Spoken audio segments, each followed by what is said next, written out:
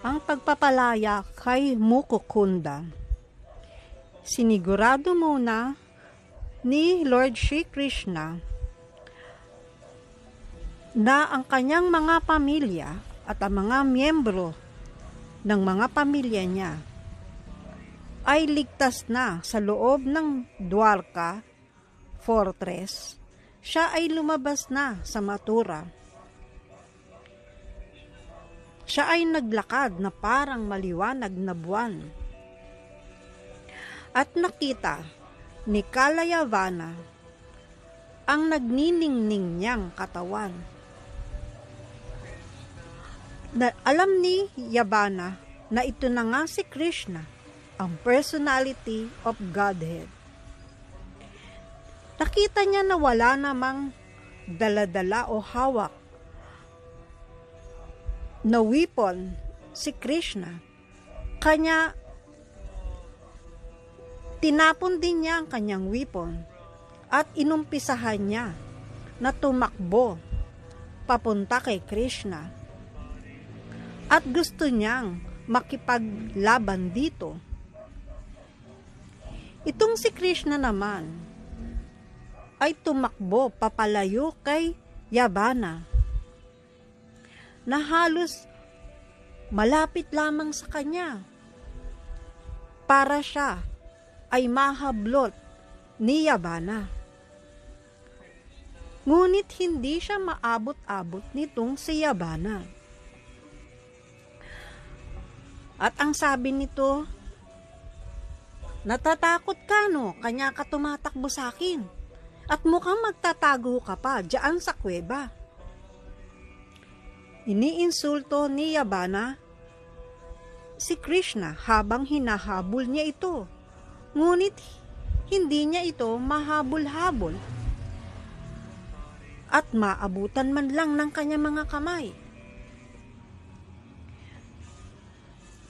At nakita nga niya na pumasok si Krishna sa isang kuweba at doon ay sinundan pa rin siya ni Kalayavana. At may nakita si Kalayavana sa loob ng kuweba na isang natutulog na lalaki.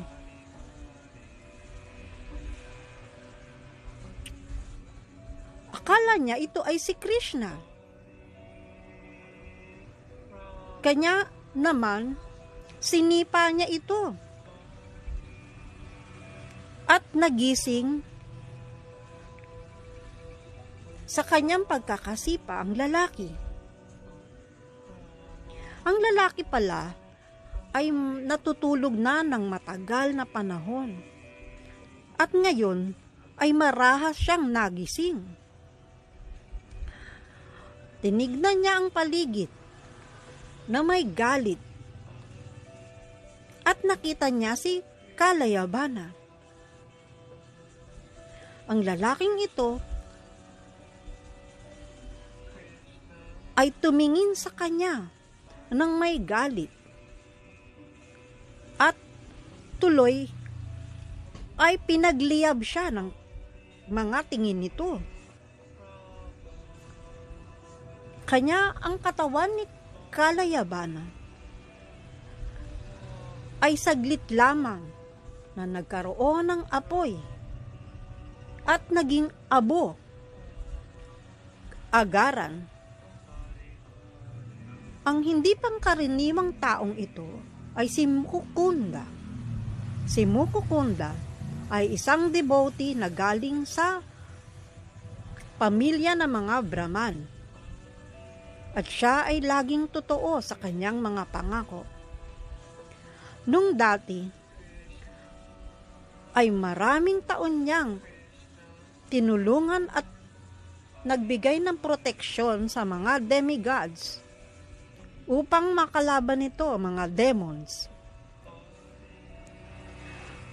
Nang ang mga demigods ay nakakita ng iba pang magiging protector nila na si Kartikeya, ay pinayagan na nila si Mukukunda na magretiro at magpahinga.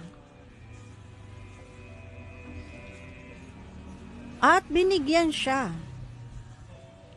ng pagpapala ni Lord Vishnu.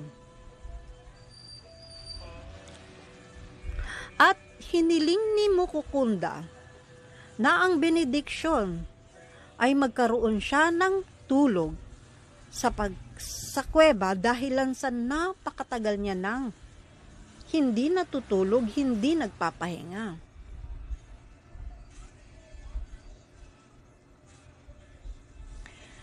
Dahil siya ay ginising ng wala sa oras ni Kalayabana, ang pagkamulat ng kanyang mata ay nagdulot ng apoy para masunog ang katawan ni Kalayabana at mapatay ito. Nagpakita si Krishna at namangha si Mukukunda sa kanyang napagmasdan, sapagkat si Krishna ay nagniningning at napakaganda. At nagsimula siyang magsalita. Pagkatapos po na ako ay mapagod sa habang panahon, hiniling ko na makatulog. Ngunit isang estrangherong ito ay inistorbo at ginising ako nang wala sa oras. Kanya tuloy siya ay nasunog sa aking mga tingin. Napaka-swerte ko po at nakita ko ang inyong napakagandang itsura, Panginoon ko. Sabi niyang ganun. Sinabi naman ni Lord Krishna kung sino siya kay Mukukunda at binigyan siya ng boon o biyaya. Kung ano man ang iyong hilingin ay aking ibibigay sa iyo. Ngunit itong matalinong si Mukukunda, naiintindihan niya kung ano ang danger sa material life, ay humiling na kung po pwede po sana ay mag-take shelter lamang ako sa inyong malalotos na paanan. Ang sabi niya kay Krishna. At sinagot naman siya ni Krishna, ang aking mga devotee ay hindi madaling tuksuhin o akitin na mga material na bagay. Ang madali lamang tuksuhin ay iyong mga hindi deboto.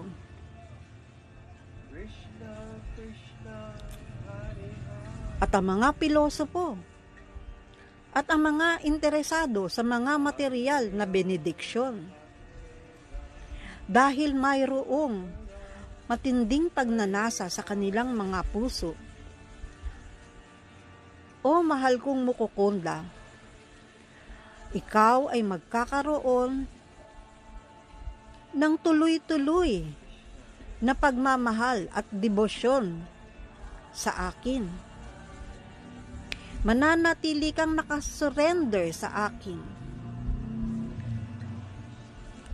At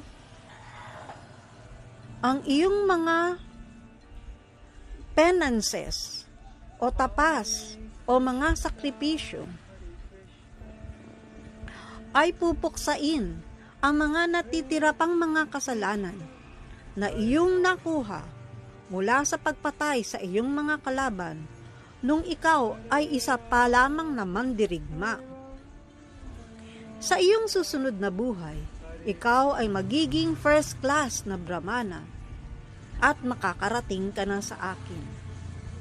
Kanya yun ang binigay ni Lord na blessing kay Mukukunda.